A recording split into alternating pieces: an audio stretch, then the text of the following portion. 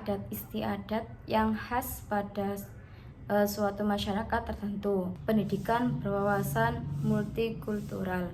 Media merupakan sesuatu yang dapat dimanfaatkan untuk menyegarkan minat, perhatian, perasaan, dan pikiran siswa terhadap berlangsungnya proses pembelajaran. Assalamualaikum warahmatullahi wabarakatuh. Salam sejahtera bagi kita semua.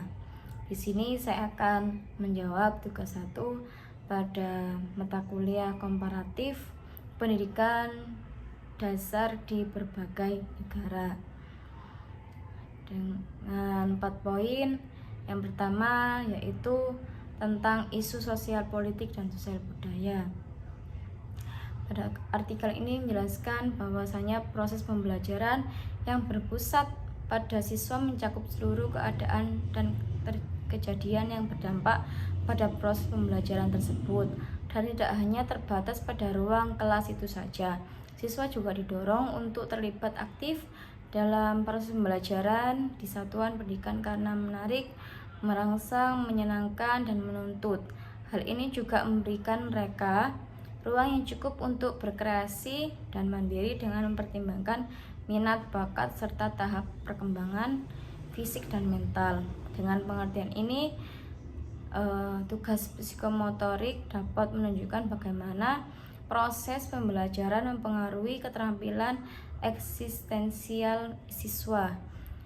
Dengan artikel ini bahwasanya pada tari tradisional merupakan warisan kebudayaan daerah yang dapat menjadi aset budaya bangsa di Indonesia. Kemudian nilai-nilai luhur, kualitas unggul, pola gerak yang terikat, evolusi sepanjang masa ini, serta nilai-nilai filosofi, simbolik, religi, dan tradisional yang bertahan lama merupakan ciri-ciri tari tradisional. Oleh karena itu, dalam tari tersebut yang menjadi dasar utama, siswa dituntut untuk mempelajari bentuk-bentuk tari yang mengandung nilai-nilai bermakna. Berkaitan pada tempat yang saya bekerja pada sekolah MI Plus Yerusalem ini, yaitu dengan mengaitkannya dengan seperti adab asor, kemudian dalam salam, sapa kepada orang yang lebih tua, itu juga merupakan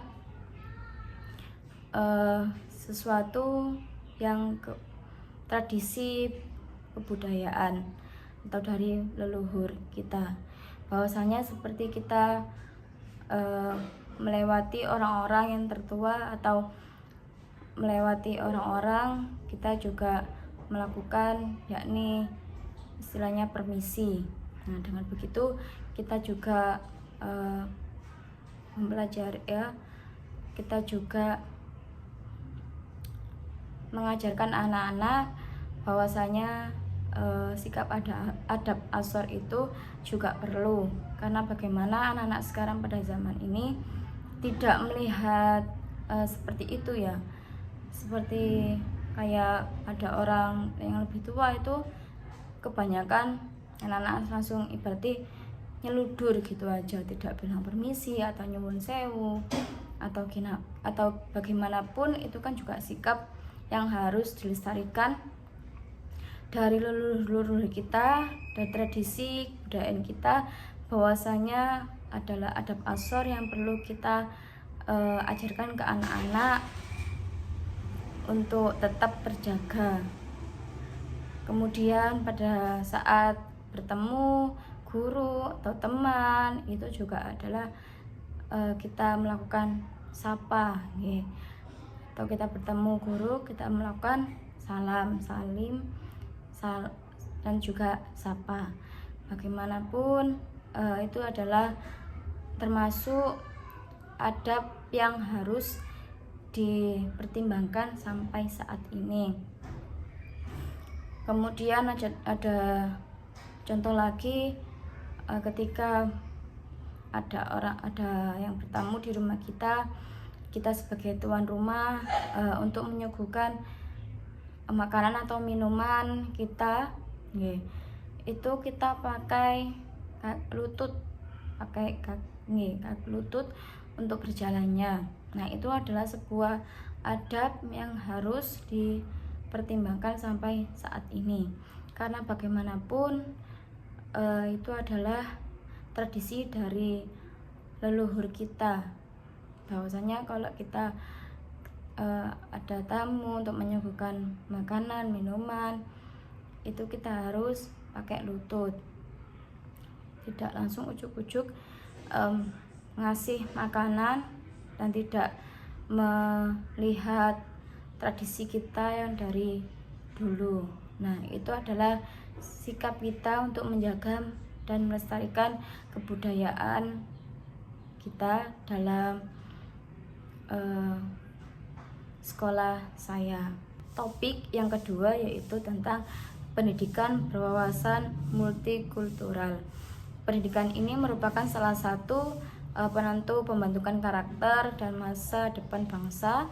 Kegagalan pendidikan dalam membentuk karakter disebabkan oleh berbagai ketimpangan sosial, ekonomi, politik, dan agama yang menyebabkan terjadinya disharmoni. Tetapi sebagai perantara yang menjadikan manusia mengetahui bagaimana cara berhubungan dengan Tuhan, sesama makhluk, sehingga agama tidak hanya dihayati dan diamalkan dalam kehidupan sehari-hari, tetapi pendidikan juga harus mampu menanamkan nilai-nilai agama dan budaya, sehingga terbentuklah karakter multikultural siswa dengan tujuan untuk mengetahui hubungan antar agama, budaya, dan pendidikan. Dalam artikel ini masing-masing memiliki keterkaitan yang kuat dengan pendidikan. Dengan demikian, implikasi dari penelitian ini diharapkan masyarakat Indonesia menyadari pentingnya agama dalam pendidikan karena dapat memperkuat keimanan, keyakinan, dan ketakwaan. Nah, untuk dikaitkannya pada sekolah saya atau tempat saya bekerja, yaitu menanamkan karakter siswa seperti kita melakukan pembiasaan sholat duha berjamaah, kemudian sholat zuhur berjamaah, kemudian ada melakukannya istighosah setiap hari Jumat. Itu kan adalah pendidikan yang berwawasan multikultural.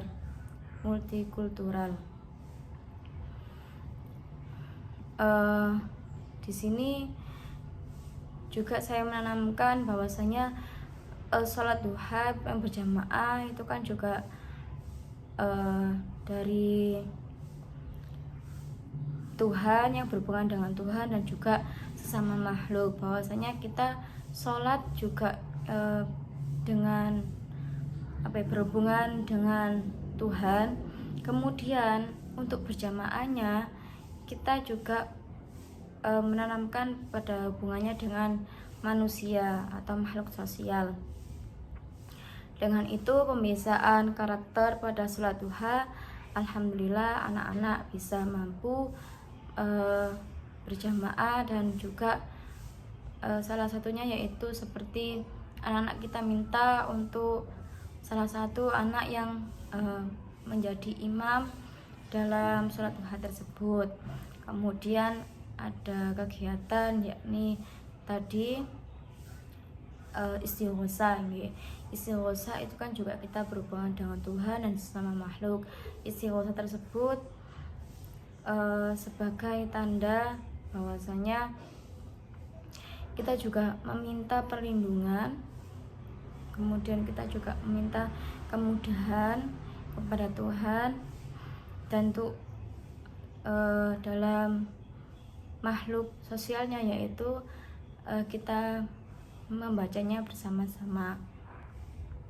Dengan menanamkan hal tersebut, jadi anak-anak sudah dapat terbiasa untuk melakukan sholat duha dan juga istighosah setiap hari Jumat. Kalau sholat duhanya alhamdulillah untuk setiap harinya anak-anak sudah tertib untuk melaksanakan sholat duha berjamaah, dan alhamdulillahnya juga dipraktekkan di rumahnya masing-masing ketika anak-anak sudah liburan sekolah. Topik selanjutnya yaitu tentang teknologi dan informasi. Media merupakan sesuatu yang dapat dimanfaatkan untuk menyegarkan minat, perhatian, perasaan, dan pikiran siswa terhadap berlangsungnya proses pembelajaran. Dengan media pembelajaran adalah sesuatu yang dapat digunakan untuk menyampaikan pesan atau informasi dalam proses pembelajaran sehingga dapat merangsang perhatian siswa untuk belajar. Dapat diartikan bahwa media pembelajaran yang merupakan alat, perantara, dan sarana yang penting yang dapat dipergunakan untuk menyegar minat belajar dari siswa, bahwa proses pembelajaran kelas tersebut masih menggunakan bahan cetak atau buku cetak yang belum dilengkapi dengan model-model gambar pada artikel tersebut, sehingga menyebabkan minat siswanya berkurang. Dengan itu berdampak pada ketertarikan belajar siswa, sehingga pendidik tersebut belum menggunakan media pembelajaran berbasis teknologi berupa video. Sedangkan di era teknologi yang berkembang saat ini sudah banyak pengajar yang menggunakan metode pembelajaran yang berbasis teknologi. Selain itu, penggunaan metode yang bervariasi merupakan untuk ketertarikan siswa dalam proses belajar mengajar. Untuk keterkaitannya dengan sekolah atau tempat saya bekerja, dengan itu saya pernah melakukan teknologi yang seperti PowerPoint, kemudian aplikasi yang lain seperti Wordwall. Itu juga pengaruh untuk ketertarikan dan minat siswa dalam proses belajar. Dengan begitu, siswa sangat tertarik untuk melakukan pembelajaran tersebut. Dari kurang minatnya siswa dalam pembelajaran tersebut, untuk kita kasih pada aplikasi. Dengan begitu siswa sangat senang untuk belajar dalam pembelajaran yang kita ajarkan. Seperti pada pembelajaran matematika, itu banyak anak-anak memang tidak suka atau terlihat bosan ya dengan melihat di LKS. Itu mereka sudah sangat tidak tertarik untuk dalam proses pembelajaran. Dengan hal itu saya membuat seperti aplikasi dari Wordwall atau aplikasi dari Canva. Itu saya buat untuk menyenangkan siswa dalam pembelajaran matematika. Dengan begitu banyak siswa yang sangat memahami sehingga fokus untuk belajar pada pelajaran matematika tersebut, sehingga untuk hasilnya juga sangat baik dan tidak ada siswa yang tertinggal dalam materi pada pelajaran matematika tersebut. Sehingga bagaimanapun kita sebagai pendidik, kita harus selalu upgrade bahwasanya pada zaman ini juga untuk masalah teknologi sangatlah terpenting untuk memberikan